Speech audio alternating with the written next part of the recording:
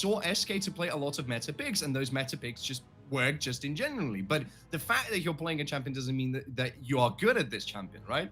And White Dragons playing the most unorthodox stuff, but they play it to perfection at certain points, right? So this is why you see this Graves locked in. When was the last time we saw Graves to be played a lot? It was probably even in the previous season, right? It wasn't even Spring Split that he was so popular. It was previous season just in general. Yet if you're really good at it, some players like Bo from Vitality should pretty much, give you the idea how good it can be even in this meta. No, indeed, and also, like, we're looking at the bans coming through here. They banned out Renekton, and it does make an interesting case for SK, because they've only played Renekton and Fiora, and I will say the Fiora was exquisite. It is the reason they outplayed to keep themselves in this first spot secured. But if they ban out both those picks, where do they kind of go from there? I mean, Alois plays a lot of champions. I'm very, very well known with his champion pool. He can even pull out a Sion if it needs be. He plays for the team as well. Like, the Ornn is definitely a possibility as well. But he's also a very good Riven player. And he likes to throw down hands when he thinks he can have the better matchup. Papitero is being set up to not run into a blind pick. That's hard to deal with the Renekton. But I'm looking forward to a good champion for Alois, because with the Trundle, you already fix your frontline issues. Yuumi is wide open, not even banned out Lulu, so you can still pick up a very good enchanter support, so you can actually go really hard on those bruisers and try to take control of the top side, because it's all fun and games that it's unorthodox. But don't forget, the coach of SK Gaming, Rako, has been around a while in the Prime League. He knows Gamer Legion in the past iteration that does really crazy stuff in draft. He's used to playing against those teams. Seal was around in the Benelux. He played against a team KVM that did the exact same. So this is probably towards expectations, locking in the Gnar in the top side, but that doesn't really set White Dragons up for success, because now Alois gets a counter pick. But the good thing about it, right, that Gnar is one of the most safest blind picks at the moment, right? So you're securing yourself Gnar, which pretty much doesn't fail to condition themselves. Yeah, absolutely could. Here we are onto the Rift. Quick, smart with this second series of the day. Qualification into the main stage on the line. SK Prime versus the White Dragons. Give it all you got, boys. Let's see what you have. Yeah, let's go into the game. And we are going to go into the game. We have standard cover, and it's going to be pretty standard. We have just a ward. And what are you concerned with the most when you see both of these team comps? So when I see the fact that there's triple TPs for White Dragons, there's not too much like combat lane power across these ones, right? They're not maybe necessarily looking to dominate that. Of course, Karma mid into the Ahri. I'm not expecting big things for Fred. He is normally someone who will play for his team to enable the rest of that squad. And I'm wondering what SK Prime can do with that. You know, if they're going into triple TP, they're going into these strange, maybe not that lane dominant picks. I'm wondering if SK Prime can get themselves a decent lead, and maybe if that's all they need, if they can get the game into a good enough spot early on that they won't have to worry about the zany team comp the White Dragons have put together. As you said, and it's very interesting that they kind of spotted, hey, SK is going for the ward. They placed the pink ward. Grace doesn't lose health in the jungle. Everyone knows that at this point. And so they kind of denied the vision already there. And they're also covered for maybe a potential late invade or potential, hey, we crash bot wave into jungle and trying to deny and get the map split scenario. But so far, this game has been really, really slow. And we see both junglers starting on the opposite side, both starting red side. And I think this is exactly what SK wanted to do. They wanted to just do red buff into bot lane gank, into invading enemy blue buff. And we see the gank is coming. Oh, there's the level 1 knockup from Seal. Gets the early flash from Worst. The threat of the pillar too much. Does get a double knockback. Couple of passive stacks for the Swain. But the early pressure mounting already on the White Dragon's bot.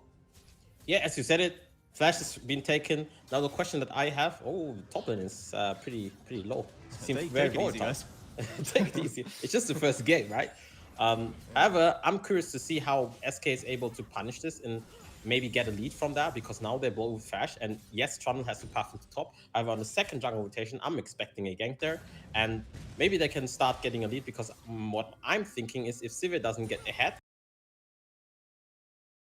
and doesn't go Kraken initially, so she's gonna have a hard time of breaching through Leona, through Swain, and there's potentially even Karma shields, you know?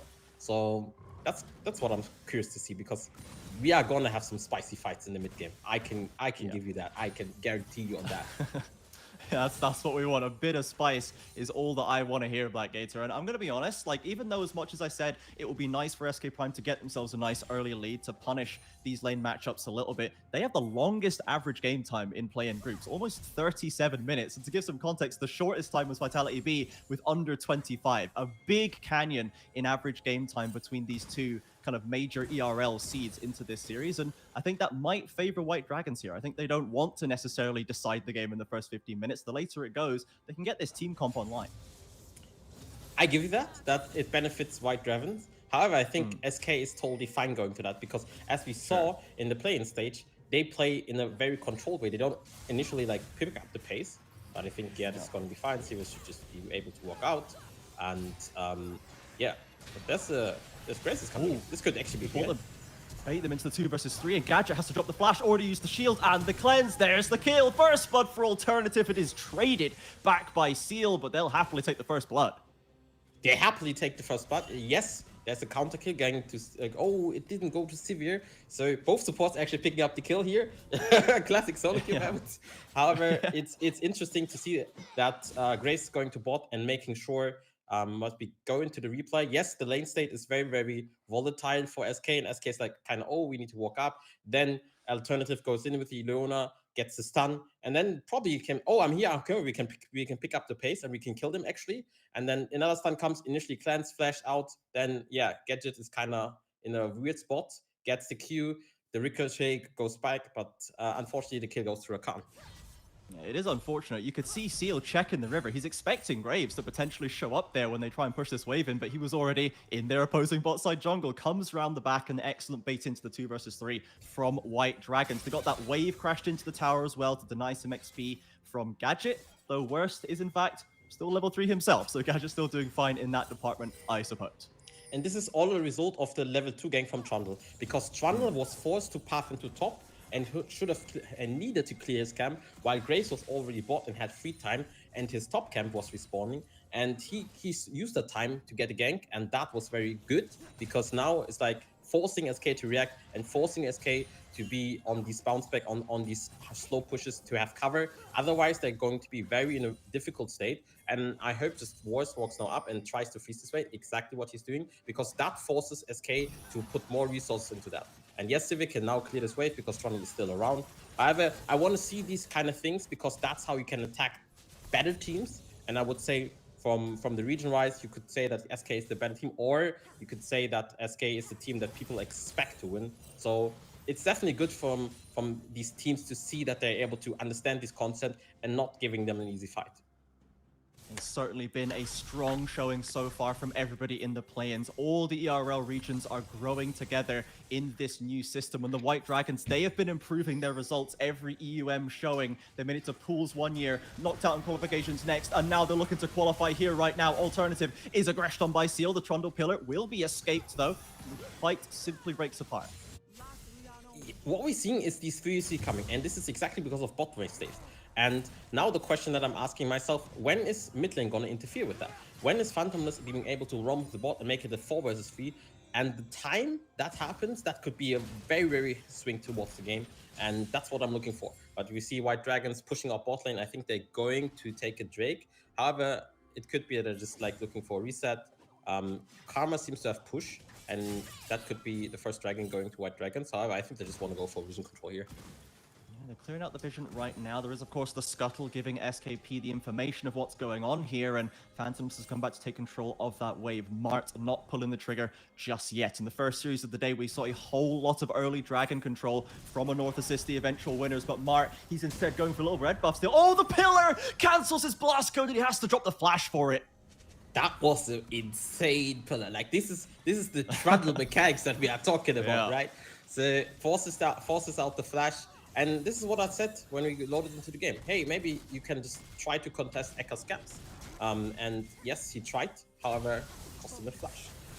There's something cool that Alois did while we were focused on bot lane. He went into enemy jungle, used his prior to get a ward, and now they can for sure see where Graves is heading to. They will know once he's on a red buff, and that gives them kind of intel, and also could potentially give them a way of finding a way to play this game, or maybe contesting even the health. has been a calm, calculated play out of the first few minutes from SK. White Dragons trying a bit of crazy stuff, getting a bit feisty into the bottom jungle, but have been kept at bay right now. The gold's still dead even, only 1 kill apiece as the TP now comes back into the lane from Phantomless. He's been pretty much just having a quiet one, as we mentioned earlier, versus Fred, and we're still waiting to see what this Ahri can do. It was a high priority pick. It was picked in the first rotation. It's a very versatile, very common pick right now. There's a lot that can be done with this champion. Yeah, SK swap to top. This is a very unconventional thing to see in this meta currently.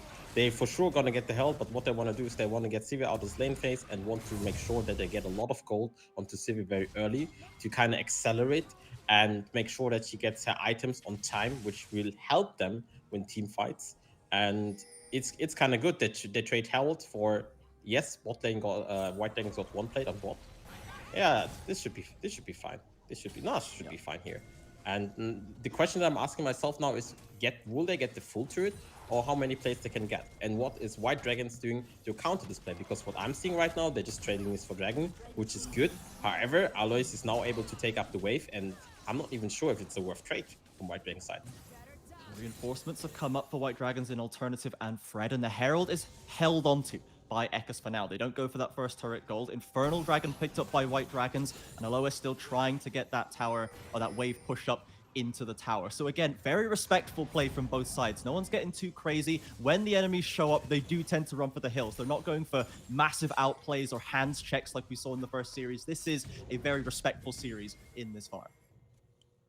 SK is kind of out-macroing White Dragons here. They got 2 plates. They baited him all in to send reinforcements. They all went to top. They got 2 plates. Now they're swapping back to bot. And even they managed, like usually what happens in those lane swap scenarios is like top lane is getting like losing 2 waves or something because of that. And they'll be like, yeah, top lane is fine. You don't matter. However, I think it's very important that you have these wave states going good. And you saw Seal walked up to ensure the wave is crashing. And now SK has the opportunity to just push bot, push mid, and then walk into bot and try to play cell. Because I think that all they want to do is accelerate Sivir so she can get to a Kraken Slayer as fast as possible.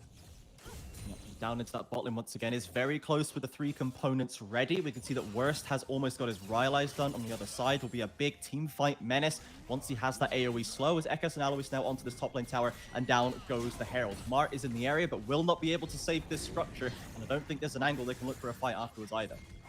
I don't think it's the angle as well. It's, however, I like this. I like this because we all know, we have seen this matchup when they're going, I think there's going to be a fight. They hang around too long. They hang around too long. Flash is traded. Meganar scoops back Ekkas, and Mart's there with the shotgun to lay down the damage. Alois with a couple of snips, and he runs for the hills. Alternative, though, the support again getting the spoils. This is a very good punish from White Dragons towards SK. Yes, SK gets the first blood turret. It's funneled into the right, obviously right resources. Right, Gwen gets resources, which will help her be a menace in the late game on the side lane. And it's good for White Dragons to pick up this, to get some kills. However, as you said, it's going to the Luna, which is not quite where you want it to have. And that the cross map is now SK gets to pressure bot wave and gets maybe potentially even more plates. So SK come out on top wherever they go right now. It's a gradual increase of the gold lead, over 1,000 now for SK. White Dragons do at least have the dragon in their pocket, and a couple of minutes left before the next one comes online. So we'll see if they have any active plays in mind, or if they want to just wait for the objectives. This comp is so strong in the team fights if they can execute it, but as you're absolutely right, in the laning phase, in the early macro, SKP have had the run of it. Yeah, but what I'm expecting, like this game will be a slow game, so we had hype, which is good. Yeah. However, we need to calm ourselves down because apparently both teams are very, very willing to drag out this game and see going to the later stages of the game. And if you look across the scoreboard, Sivir already has a Kraken, Swain already has his Rylai's. So there's some couple items here and there. And I think what's going to happen is maybe the second dragon will be contested. However, it's going to be a slow game, and for what I'm expecting now, maybe with those first items from SK side, they will kind of pick up the pace and be like, okay, let's contest, and yeah, let's see what happens. We enjoy our hype in moderation, Blackgator. We've sacrificed the early lane action, but it's going to make those big blowout team fights later on all the sweeter when we get to that stage. Both of these teams love to go to the late game, love to play out those late game fights. and I don't think they will disappoint us when we reach that spot. Let's take a quick stock here up at 13-minute mark. We still only got the one tower down in that top side off the back of the Herald. A whole lot of vision down for SK Prime around the river. They're trying to watch so that Mart doesn't go in front of these crazy excursions into the jungle again, and he has backed off just a little bit back to the boots right now, but we see Mythics coming in across the board for all sides. It is in fact the Moonstone in the mid lane for Fred, so full healing, full enabling utility for this Karma. Yeah, it makes a lot of sense, especially like if you watch their team fight, right? They have a team fight composition, and we see Soulfare coming up. Oh, that's going to be cleansed. No biggie there. However, this could be indicating that White Dragons might not be contesting the second wave because the Leona ult is down. Yes, they can still fight it for sure. However, this is like something that we have to look out if it comes to the 5-on-5 or 4-on-4 Dragon fight. See if that does have an impact as White Dragons heading onto the bots are trying to crash this wave, but they've got 3 members of SK Prime on the way over. An alternative dropping the ward, puts himself in danger, doesn't get caught out though. No trigger pulled by SKP. 10 seconds now on the ocean, and right now it's White Dragons with the river control.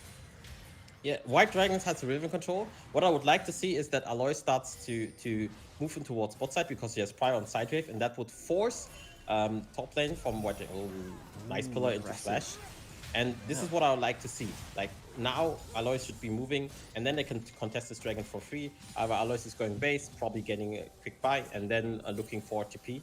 Because now it's forced to shove the side wave, or lose the side wave, and then TP in order to guarantee the Drake. And White Dragons look to be contesting this Drake for sure. They will contest this. I think they're very hungry to get this, because if the second Drake, there's potential Hextech Soul, there's potential Mountain Soul, and that's what they want to pick up. Yeah, Papatiera stacking up the Mega Bar in top lane. Aggressive moves by Fred, but he's caught alone in the 1 versus 3. The TP's now coming in. Karma explodes on the front line of this fight, and Papatiera has to hop to safety straight off the TP. It's going to be a 4v5, if anything, for the Dragons. Alternative can't find the engage. Yeah, Alternative can't find the engage. Alternative goes down, unfortunately, and this is the result of what happened in top lane earlier. Gwen had sidewave fire, which means she could reset and be earlier there, and this is like what I was saying. So good job from SK. They get the dragon, they stop the dragon stacking at 15 minutes, and yeah, it's a Hextech Soul. So we gotta have some spice here with the gates. This is beautiful. It brings us a lot of excitement, and I think the game will be still slowing down. I think SK will probably look for the next salt, and then probably using that to open up mid. Exactly, see Trundle already pathing onto that top side, Mart as well, and SKP continuing their gradual incline into the gold lead. They've stopped that dragon stacking already. They've got the gold, they've got the items coming through, mythics across the board. They are looking very, very comfortable right now. We have not yet seen White Dragons get to execute on this comp they have built themselves, and perhaps SK could just never give them a chance. Don't even talk to them. Don't let them do what they want to do. Yeah, don't even talk to them. Don't even let them do what they want to do. However, I think these fights are all going to be about objectives. Like, the dragon was contested, the herald's now contested, and it's interesting to see. Okay, Phantomless has TP, so Phantomless can pick up this wave from bot and then TP. However, after this wave, now has to shift or has to recall and potentially then shift. I think now has Trinity in base, so potentially White Dragon's looking for that and then trying to get the herald going for them. Now try and take control of this mid lane. Ekas on the flank, 2 side laners for SKP. Alois doesn't have the TP, but he does on the Herald side. And Phantomless on the Ahri, pushing in that bot wave. Papatiera going back to catch up that top side. So now, once again, White Dragons, they move towards the Herald, but I don't know if they have the pieces in place, and they don't feel confident either. They'll just give it right back up. I think what SK is doing is very beautiful, because they always push sides, and the 3-man core of Trundle, Gadget, and Seal, they are always respecting the engage, and once the side lanes are being pushed in, they are forced to lose either sideways or contest the dragon, and in this case, the Herald. But SK get the Herald, and now they can just run out. Looking for the flank. They've got Papatiera behind. Engage from Alternative. Doesn't find the stun of the Solar Flare. Trundle Pillar slows them all down, and they'll walk away with the objective again. They walk away with the objective again, and not only that, White Dragons is losing side lane community. They're bleeding side lane, and we can already see it in the CS department a bit, for sure in mid lane, right? And this is only going to increase the further the game goes. So I think White Dragons are already struggling. Yes, the game looks low. Yes, it's only 2k gold lead. However, it continues to rise up and it continues to stack up. So if SK is keep doing what they're doing right now, they are for sure in a winning command fashion, and they will be surely in the driver's seat. Yeah, SK Prime not giving them an inch, not giving them any mistakes to punish, really, after those couple of early scuffles. They are doing very, very well for themselves, and it might be coming up to the next item spike before we have that fight. 2 minutes left on the next dragon, 2 minutes before the Baron becomes an option. So right now I'm watching Ekas. I want to see what he does with this Herald. Does he just want to crack the mid lane? Is there anyone particular that he wants to funnel some extra gold into? I think in this case, they could potentially, if they are really good, they could just push side lanes and then wait or use it onto mid. And if they are not responding, if White Dragons are not responding, they can just chill and go back to side lane and do it again. If they keep doing this, White Dragons will keep losing 2 to 4 ways. So I think what SK can do is just like looking into placement, but not like hold it, right? Because obviously you can see it's not even half, so they have some time. And yeah, if it runs out, I would just ask them to kindly put it in mid, because then you open up the map. Now Seal, maybe aggressive alternative again, dodged away from the Zenith Blade. They've not been given him in the openings, have SK Prime, and they'll step back into their jungle. We see once again the 1-3-1. There's the side lanes that we maybe expected. Ekas still with the Herald. We'll see if he wants to drop it the mid lane. We could maybe save it until the Dragon. 1 minute on the clock, and they could split the focus of White Dragons over that fight. Yeah, I think you're 100% right. I think they will save it for the Dragon. And this is going to be, again, it's an objective. It's going to be contested. Yep. And let's see how they're setting up. 48 seconds. Gwen is on the side lane. Gwen can push this. And then Gwen has multiple options. I don't think Gwen has a super good base. So she will probably just pick up this wave and then either base and get full items and get full mana, which is, I think, the more relevant thing. And also what she could do is like, oh, I'm just going to hard press side lane and Nas already rotating, so this is something that they could do and just stall time. We are yet to see the big Papatiero in golds. Yes? You see the pings from SK? You see the pings? Aloys cancel the space and Aloys is just pressuring. And that's good from SK. They just need to respect. They can give the Dragon. The Dragon doesn't matter that much. They just get the top tier 2. And not only they get the top tier 2, they get the tier 1 as well. So I think this is very, very good from SK. And they understand that they just have to play slow and they just have to use waste. And SK is getting probably mid tier 1. Okay, it's not gonna work, but they get a huge chunk. And White Dragon still has not started the Dragon. So SK is coming on top right now. Yeah, and they can maybe go back for the fight anyway, as now Papatiero is going back in base. He feels like he needs to stop that Alois push, perhaps, as Alternative starts up the White Dragons. They are trying to get something back, at least, to get this objective. And SK Prime, they have given up completely on this Dragon fight. They do get the mid-tier 1. They're knocking on the mid-tier 2 as well. This is so much gold in their pocket. It's a disaster for White Dragons. SK is just out-rotating them at all stages of the game. Yes, the game still kind of looks even. It's 4k gold. However, they keep getting these leads on side lanes. And this is a beautiful realization by them. And I hope they just continue to do so, because if they just play the game the same way, White Dragons is going to lose 100%. Because they will be desperate. At the next Dragon, probably they have to get the fight. And I think SK will just push side lanes and try to get Nash. Because now, Gwen is, oh my god, it's almost death cap angle. Yeah, Void Star. Okay. Alois went in a different direction. However, this is exactly like Gwen now has 2 items, and you can see the gold lead on top. It's 1k, it's roughly 600 in jungle, it's almost 1k in mid, it's 700 in ADC, and the supports don't really matter. There's 100 gold difference, but you can see it. You can see it, and this will continue to stack up. All across the board, the advantages for SK Prime. I must say, this does look like what we maybe expect when you see major ERL versus minor ERL. Just the way that SK Prime are playing out this game, they're not giving White Dragons opportunities. They're using the macro to their advantage, making the correct decisions, making the calculations right every single time, as Papatiero is getting aggressive onto Alois, but this is 2 items. Gwen, and the TP is there through the needlework, doing so much work and pushes the Nara away. Phantomless does have the Spirit Rush. Maybe he wants to go for more. Papatiero, though, he's escaped back to the tower.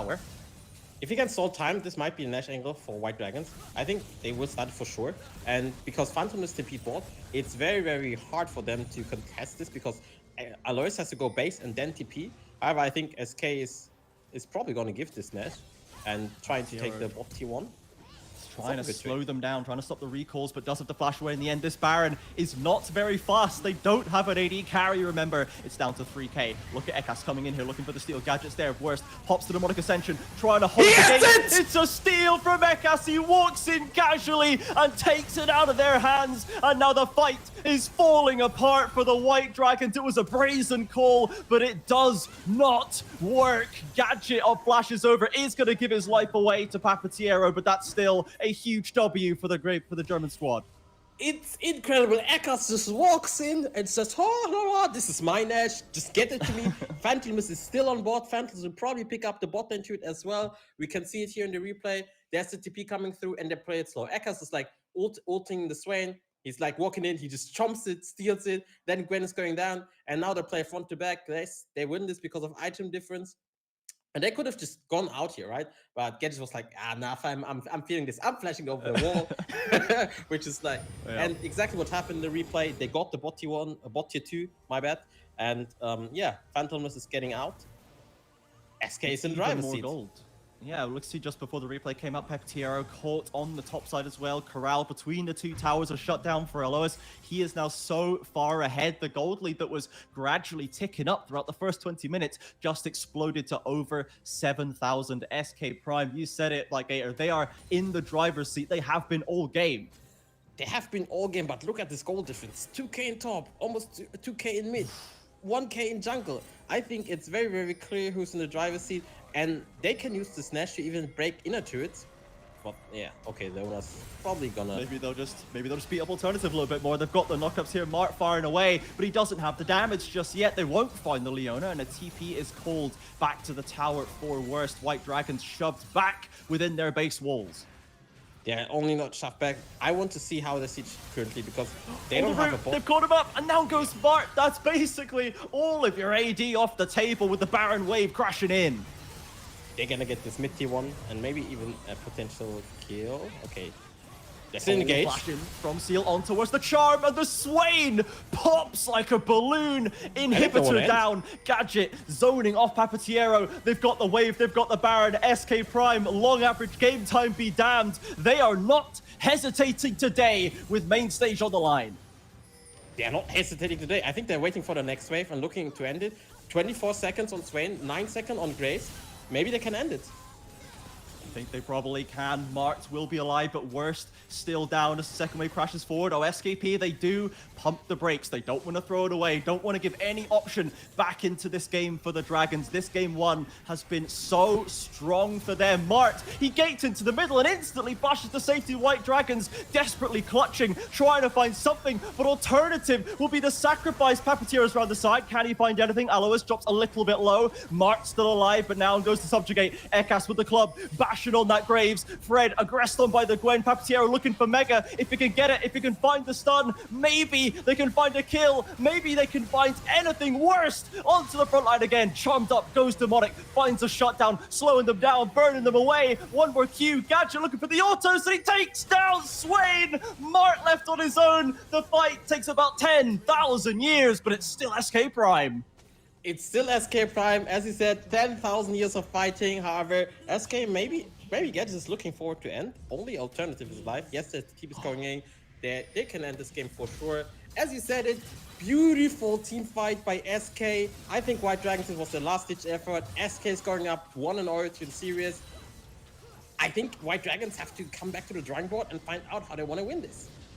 Yeah, this certainly was some echoes of former glory.